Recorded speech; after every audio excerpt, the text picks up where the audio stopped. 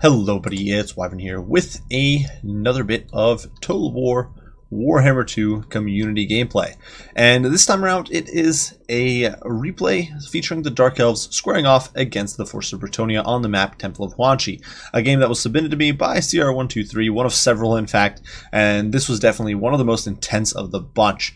So hopefully you guys enjoy. Now, Dark Elf versus Brettonia matchup is definitely an interesting one. It's a matchup where Dark Elves are the one elf faction that doesn't just get rolled over by Brettonia, that doesn't tend to get shafted in this matchup. And that does come down to a few factors. They do have relatively cheap AP missiles, relatively cheap chaff infantry, unlike other elves who struggle to get enough width. And they also do have some very efficient AP anti-large units in the Cold One Knights. And this is really one of the key factors in this matchup that makes the Dark Elves hold up so much better than High Elves, and especially the Wood Elves, who tend to get run over by massive Brettonian cav and trash infantry. But we will be seeing, it makes this matchup almost a 50-50 really, and so we will be seeing who can sort of pull out ahead, whether in build or in the tactics of this battle. Now, for the Dark Elf build here, we do see Morathi coming in as the Lord. She's a very strong pick in the vast majority of matchups. She does, of course, bring AP and anti-large to the field. Very powerful sort of ability right there against Brettonians who are very cav dependent and tend to field a lot of large. She of course does have Heartrender and Darksword as well as Enchanting Beauty, potentially minus 18 melee attack when she's in melee, plus minus 9 melee defense. If you're fighting a blob of enemy cavalry, this is just devastating. It lets your Cold War Knights do so much more work against units like Questing Knights, Grails, stuff like that. She also does have a Great Arcane Conduit for Winds of Magic, Spiteful Concentration for Armor Sundering and Life Leeching, and for her spells she's brought Soul Blight and Soul Stealer. Now interestingly enough, no Melkoth Miasma. I think that's a worthwhile spell in this match, just to snare and control Brettonian cav. In my opinion, better than the Deadly Onslaught, but certainly Soul Blight can help potentially units like Dread Spears do better against heavily armored Brettonian cav, or debuff units such as Grail Guardians or Grail Knights, especially if they're trying to outtrade your Cold One Knights. Soul Stealer, of course, very powerful against cav blobs, plus it heals Morathi, and then Deadly Onslaught will allow her to hit a bit harder, though like I said, I think Melkoth Miasma might be a better investment there. Now, for the front line, it is interesting enough the Witch Elves are included in this. We do see 2 units of Bleak Swords. These guys, kind of a meh unit, but in this situation where the Brettonians went with a super cheap front line, mostly composed of Spearmen at Arms and peasant mobs, Bleak Swords are going to have a field day. They're going to have a very easy time of it.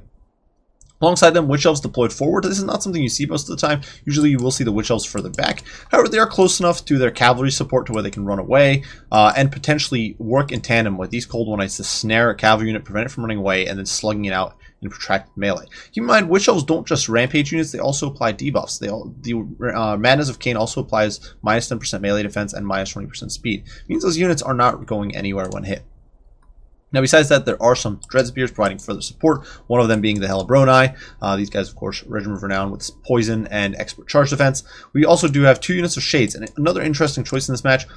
Now, if these guys get compromised by Brettonian cav, which can definitely happen, Brettonian cav, very nasty, and tends to be very good, especially with lines formation at busting through backlines.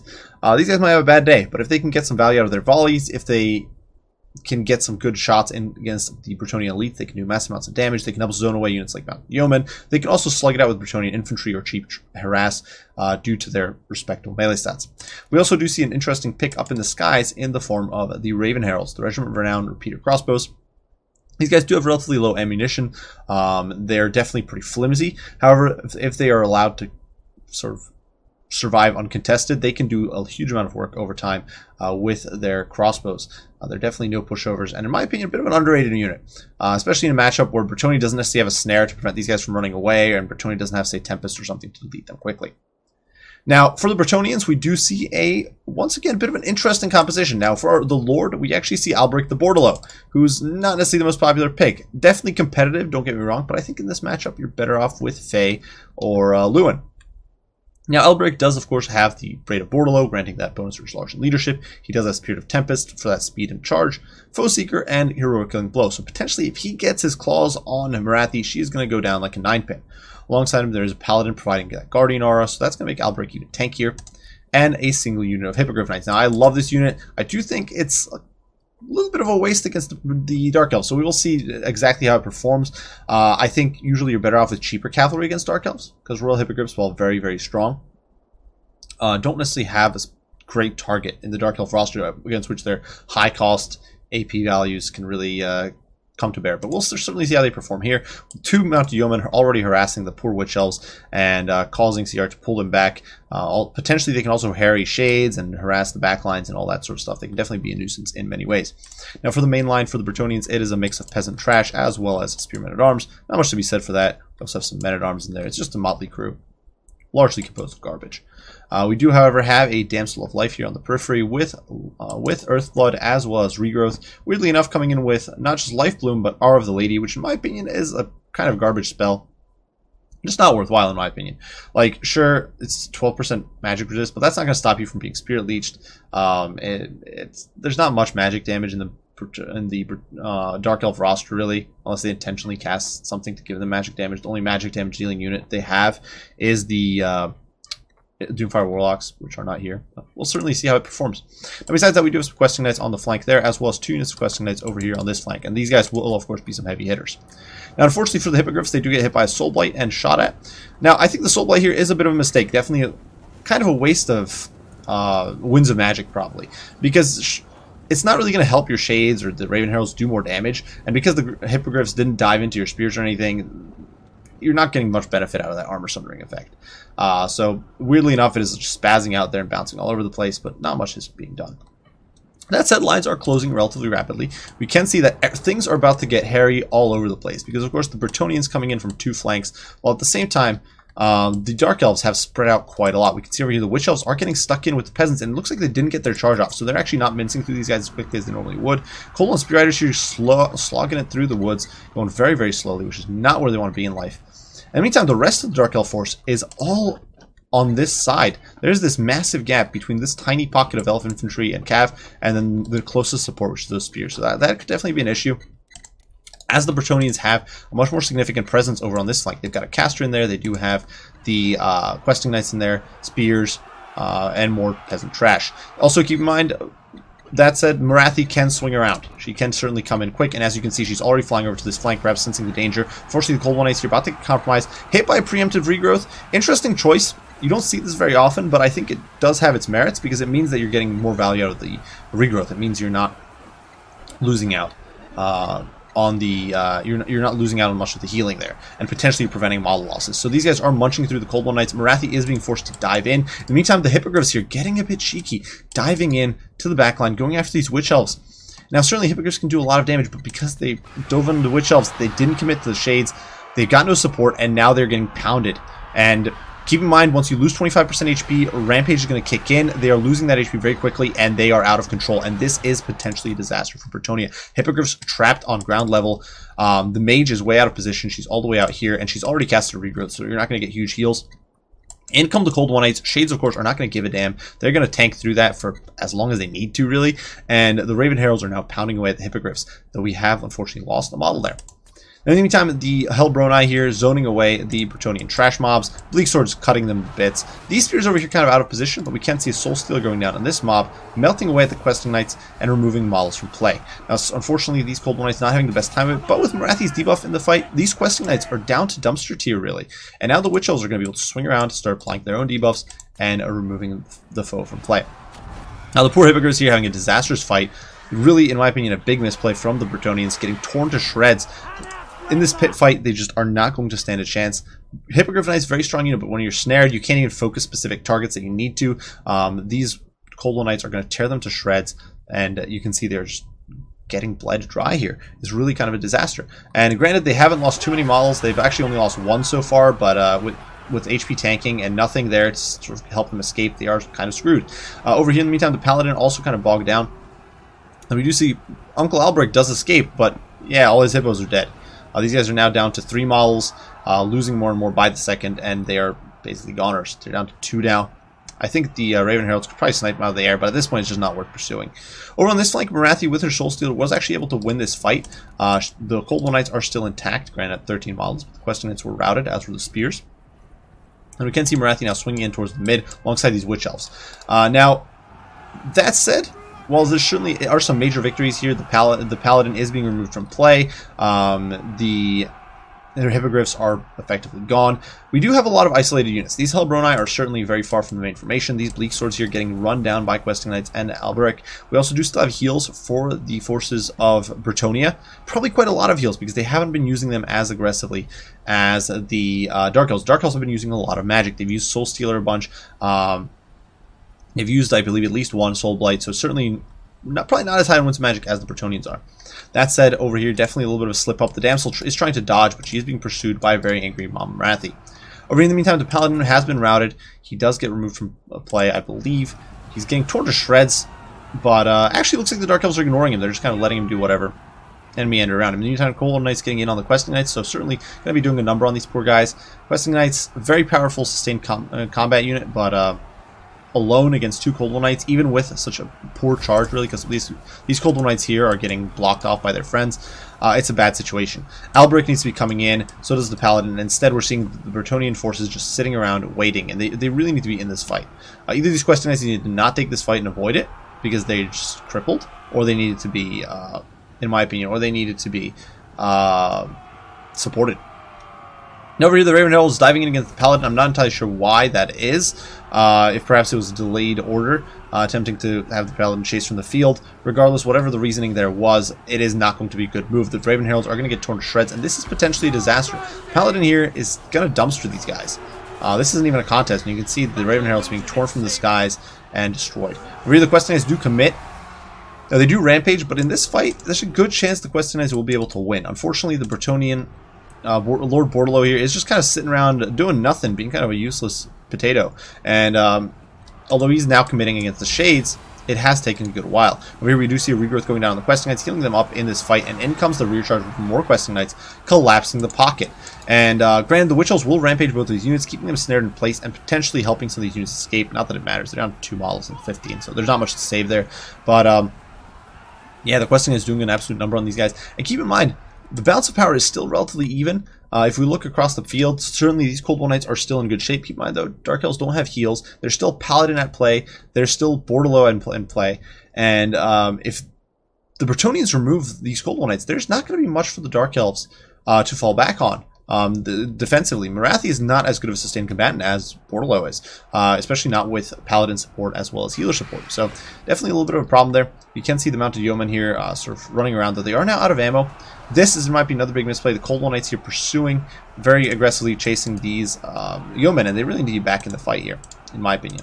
They need to be helping clean up these men-at-arms, helping to deal with these Questing Knights, who are now about to shut down the Shades. And so Brettonia getting some very cheap and cheeky kills, getting in on these Shades. And sure, Shades will fight for a good while. They do have 32 melee defense. They're certainly not pushovers. You can see them squaring up here against Bordelot, just not giving an inch. And so they're definitely pretty crazy. That guy's, oh my god, that guy just got torn into bloody gibbets. And this guy's still alive, I think. But yeah, that's pretty disgusting.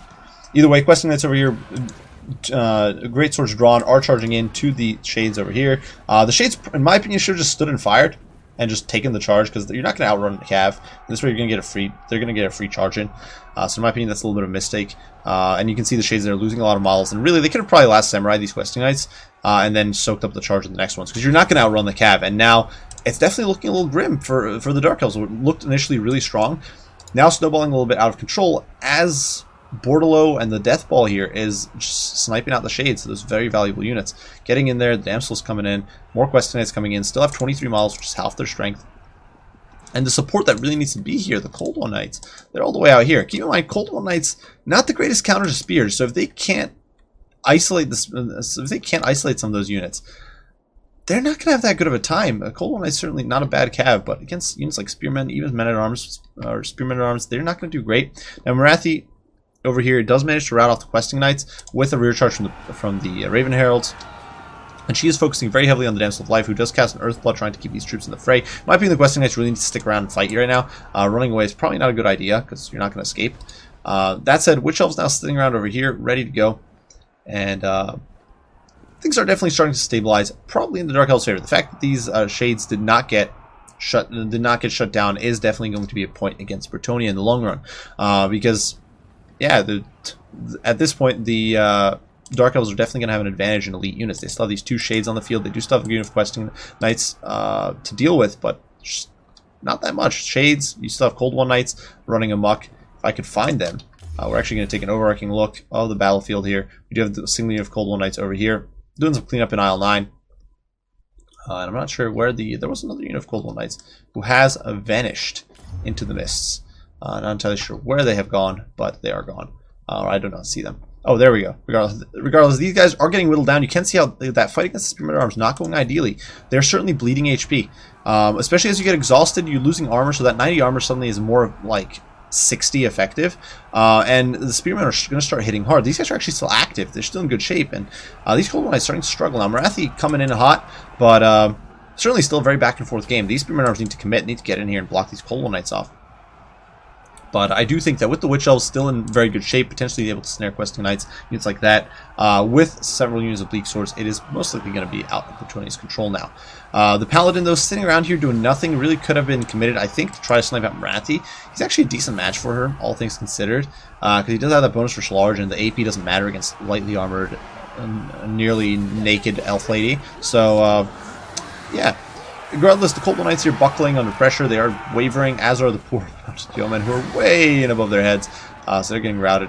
Over here, Albric wasting his time chasing the Raven Heralds. He really needs to be back over here. And I think this has been a very big trend this game for Brettonia, is just not having units where they need to be. Over here, the Damsel of Life and these Questing Knights still not in the fight, just doing their own thing. And in my opinion, really, Brettonia does need to collapse inward and regroup. But instead, Brettonian troops are all over the place. There is no cohesion, and so units are dying one by one, and that is definitely going to be a bit of a disaster. Soulblight does go down. You can see these Cold One Knights are effectively goners. These Cold One Knights down to 18 models now. If the Paladin and Bordello get some meaty connections in there with the Questing Knights, they could do a lot of work. This, in my opinion, a bit of a mistake. The Questing Knights wasting a charge here on the Bleak Swords when they really probably should have just tried to get rid of the Cold One Knights. If you get rid of the Cold One Knights, you've got a good chance, in my opinion. Because at that point, you command the mobility game. Even though there are Witch Elves to snare you, you can still kind of evade them. That said, Marathi is having none of it. She does dive in against the poor Questing Knights and starts killing them. Knocks 2 off their horses there with a single sweep of her halberd. And, yeah, killing them. Killing them hard. Now, this Paladin is still sitting around. I'm not sure what was going on here. Definitely a big bit of mismicro for Brettonia. A 1300 HP Paladin could be such a huge game changer right now. And instead, he has been floating in this spot for the vast majority of the game, and I get there's a lot of micro going on for Brettonia. We do see the infantry trying to get back in. Now, these Questing Knights trying to micro in and out, but this is a big slip up. Similarly, we have this Damsel just sitting out here doing nothing with those Questing Knights, and they could at least be pursuing units off the field. Spearmen here do get rampaged by the Witch Elves, which is probably going to be a disaster for them. And we can see the Raven Heralds have, in fact, returned from their trip to the border of the map edge and are coming back. Over here, the Mounted Yeoman kind of just sitting in the woods doing nothing. And we can see the hail of arrows slaughtering the Questing Knights, who are unshielded and really exposed down here. At this point, things definitely looking a little bit grim for Brettonia. Still, the fight continues. There's no surrender for the brave knights. But it is going to be a little bit of Benny Hill action as the Brettonians attempt to reform. Still not understanding why the Brettonians have left so many of their units out to dry. It's definitely, in my opinion, a bit of a slip up there. Now we can see over here, Bordello does attempt to commit against Marathi. We can see the Soulblight going down, debuffing him. Now, Bordello hitting pretty hard, but keep in mind, Marathi is debuffing him in turn by 18 melee attack, so he's going to be much less effective than he would be against most targets. She does have a respectable 40 melee defense, and with the support from the Shades, she's going to be able to pulverize the Duke and send him fleeing. And with that, it is going to be a Pyrrhic victory for the Dark Elves. Now, definitely a very tight match, and really, had there been a few, I think, plays made differently by the Brettonians, this one could have been, in my opinion, gone either way. There was simply some of the units just hovering in the air, especially the Paladin, just sitting around doing nothing. I think hurt the Brettonians a lot. There was also some staggered engagements, which hurt them a lot as well. I think the Brettonians really needed to pick apart the peripheral troops initially, and then collapse inward. And instead, there was a bit of a rush to knock out the Shades and the Witch Elves in the back line with the Royal Hippogriffs, the Paladin, and Albric, which didn't work. Instead, the Witch Elves rampaged them. In came the Cold One Knights, and it was an absolute massacre. And losing a valuable unit like Royal Hippogriffs so early in the game was definitely a problem. Besides that, I do think some of the engagements by the questing knights were stellar. Some of the questing knights did incredibly well. Some of them did significantly less well. Some of them really got massacred in one-sided slogfest. I think a little bit of mismicro there. Mounted Yeoman got a lot of value. I know they chipped away at some of the Raven Heralds, and honestly, it's a 500 gold unit, so even if they didn't get that many kills, like 28 kills, chances are a lot of the focus there, it was against the Cold War Knights and relatively high-value units, so chances are they might have even paid for themselves despite that. Especially when you factor in they probably did a lot of damage. Both units expended all their ammo, so definitely some good stuff with Mount Yeoman. And the infantry largely sort of held up and were distracting and disrupting a lot of the Dark Elf front line. I just really do think the mismicro on the part of the cavalry was a bit of an issue. I think had, for example, Bordalo and the Hippogriffs and the Paladin collapsed on the one flank where we only had a unit of Witch Elves as well as a unit of Cold War Knights to flank in the woods, that could have been devastating. That would have swept those two units from the field and potentially snowballed into a disaster for the Dark Elves, because it would have meant that the Brettonians don't lose their Royal Hippogriffs, don't lose most of their Paladin, and at the same time they remove some very valuable units from play for the Dark Elves instead. That just didn't happen. But definitely there were some minor, or well, maybe not minor, but some smaller mistakes like that cost, I think, the Brettonians the game. I do think also on the build side of things, I'd probably ditch the Royal Hippogriffs and the Paladin. I don't think either is that valuable in this matchup. I think you're better off bringing, say, more archers, and then some Grail Knights, for example. Grail Knights are very powerful in this matchup, even if you want to go super chav heavy on the front line. Now, for the Dark Elf build, it definitely worked out in this matchup. However, I do think the Shades are a little bit of an iffy choice. I think against a faction like Lizardmen, who struggles to swamp, and Lizardmen's primary way of compromising your backline is either sort of more expensive AP cav or very cheap trash infantry, I think Shades in that situation work rather well, because they will dumpster a unit like Skinks, and if they are squared up against a unit like the Cold War Knights, it's going to take a while to cut them down, and it's going to be kind of cost ineffective for the Lizards. But I think in this matchup with Brettonia, because there's such a prominence of cheap cav, I think Shades are kind of not that valuable. In this matchup, they certainly paid for themselves because there was some mismicro on Brettonia's part, but I think against more generic Brettonian builds, units such as Peasant Bowmen would be a massive threat. Units such as cheap light cav, like Knights Errant, can do a significant number on Shades because they're low armor and relatively low HP, means that even a trash heavy cav can do a lot of damage to these boys. And that's just my take there. Besides that, I do think the use of the Witch Elves was very, very good. Managed to get a lot of good snares against the Questing Knights and, of course, the Royal Hippogriffs, which is a game-changing snare there. Some of the Cold War Knight engagements were very strong. I do think one misplay, though, was the Witch Elves and the Cold War Knights getting way isolated on a flank. I think trying to keep your formation a little more compact when you're outnumbered 20 to 14, as far as unit count goes, I think it is important to stick together better, and that would really be my main critique there. Besides that, it was a very tight game. It was a very intense game. I do believe Mr. Fahrenheit, based on the title of the replay, Mr. Fahrenheit is listed as versus Shetland, so I'm not sure if that means Fahrenheit here was Shetland. So definitely was a very intense game. Definitely had a lot of sort of micro and back and forth action, and came right down to the wire. I definitely do think both builds were relatively cool, and it was some interesting stuff that you don't necessarily see all the time. Like, I don't think you see Hippogriffs that often against Dark Elves. I also don't think you see Raven Heralds very often at all, and in this match they actually performed rather well, except for a little bit of an ill-fated fight with the Paladin. But besides that, they did a lot of damage. They helped force some routes with rear charges, did some great work against Questing Knights, against Alberic, of course, against the Hippogriffs, all that stuff. So very well played to both players. I do hope you guys enjoyed the video. If you do enjoy my community casts, it's really on you guys. You guys have to submit your replays. I will be leaving a link down in the description below, an email that you can send your replays to.